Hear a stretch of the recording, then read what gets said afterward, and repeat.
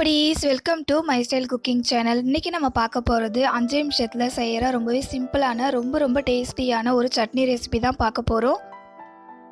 இந்த சட்னி செய்யறதுக்கு வெங்காயம், தக்காளி இத போல எதுமே தேவையில்ல. வீட்ல இருக்கிற சிம்பிளான இன்கிரிடியன்ட் வச்சு செஞ்சு முடிச்சிடலாம்.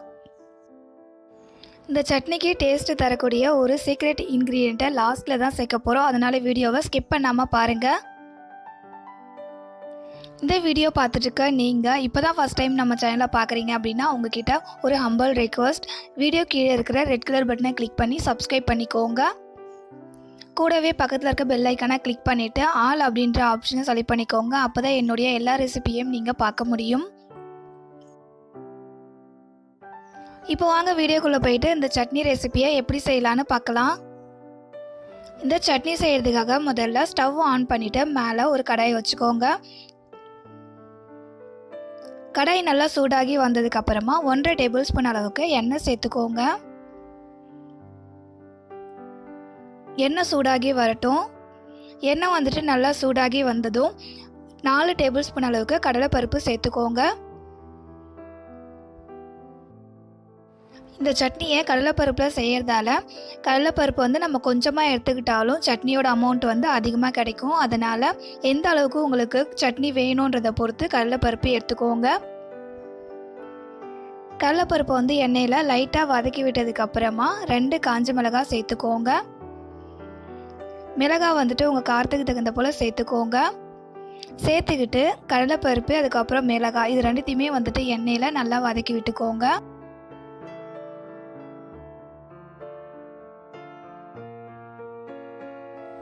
அடுத்தது இது கூட ஒரு 4-5 பல்லு பூண்டு சேர்த்துக்கோங்க. சேர்த்துக்கிட்டு வதக்கி விட்டுக்கோங்க. ஸ்டவ்வை லோ ஃப்ளேமில் வச்சுக்கிட்டு எல்லாத்தையும் வறுத்து விட்டுக்கோங்க. அப்போ தான் கடலைப்பருப்பு கரிஞ்சு போயிடாமல் இருக்கும். கடலைப்பருப்பு கோல்டன் ப்ரௌன் கலருக்கு வர வரைக்கும் வறுத்து விட்டுக்கோங்க. பார்த்தீங்கன்னா கடலைப்பருப்பு நல்லா ஒரு கலர் சேஞ்ச் ஆகி கோல்டன் ப்ரௌன் கலருக்கு வந்துடுச்சு. இப்போ ஸ்டவ் ஆஃப் பண்ணிவிட்டு ஒரு மிக்ஸி கப்புக்கு மாற்றிக்கோங்க.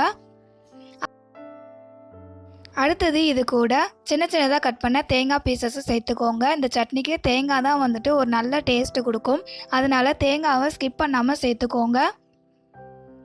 அடுத்தது இது கூட தேவையான அளவுக்கு உப்பு சேர்த்துக்கிட்டு க்ளோஸ் பண்ணி நல்லா ஃபைனாக அரைச்சி எடுத்துகிட்டு வந்துடுங்க. நான் சொன்ன சீக்ரெட் இன்க்ரீடியண்ட் தேங்காய் தான். தேங்காய் சேர்த்துக்கிட்டோம் அப்படின்னா தான் ரொம்ப டேஸ்ட்டாக இருக்கும் இந்த சட்னி. பார்த்திங்கன்னா அரைச்சி எடுத்துகிட்டு வந்தாச்சு. நல்லா ஃபைனாக அரைச்சி எடுத்துகிட்டு வந்துட்டேன். கொஞ்சம் கூட கொரப்பாக இல்லாமல் நல்லா ஃபைனாக அரைச்சி எடுத்துகிட்டு வந்துடுங்க.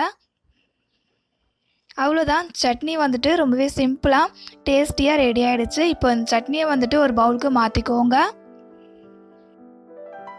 அடுத்தது சட்னியை தாளிச்சிக்கலாம். அவ்வளோதான், ரொம்பவே சிம்பிளாக 5 மினிட்ஸில் செய்யக்கூடிய வெங்காயம், தக்காளி எதுவுமே இல்லாமல் ரொம்பவே இன்ஸ்டண்ட்டாக செய்யக்கூடிய கடலைப்பருப்பு சட்னி ரொம்பவே சூப்பரான டேஸ்ட்டில் ரெடி ஆகிடுச்சு. இந்த சட்னி ரெசிப்பியை ஒரு டைம் நீங்கள் ட்ரை பண்ணி பாருங்கள். அதுக்கப்புறம் உங்களுக்கு வேறு எந்த சட்னியுமே பிடிக்காது. அந்த அளவுக்கு இந்த சட்னியோட டேஸ்ட் சூப்பராக இருக்கும். இந்த வீடியோ உங்களுக்கு பிடிச்சிருந்ததுன்னா லைக் பண்ணுங்கள். உங்கள் ஃப்ரெண்ட்ஸ் அண்ட் ஃபேமிலி மெம்பர்ஸ்க்கு ஷேர் பண்ணுங்கள். மை ஸ்டைல் குக்கிங் சேனலுக்கு சப்போர்ட் பண்ணுங்கள். என்னுடைய எல்லா ரெசிபியையும் நீங்கள் பார்க்கணும் அப்படின்னா மை ஸ்டைல் குக்கிங் சேனலை சப்ஸ்கிரைப் பண்ணி வச்சுக்கோங்க. இதே போல் ஒரு சூப்பரான டேஸ்டியான இன்ஸ்டண்ட்டாக செய்யக்கூடிய இன்னொரு ரெசிபியோட நெக்ஸ்ட் வீடியோவில் மீட் பண்ணலாம். பட் தேங்க்யூ ஃபார் யுவர் வாட்சிங்.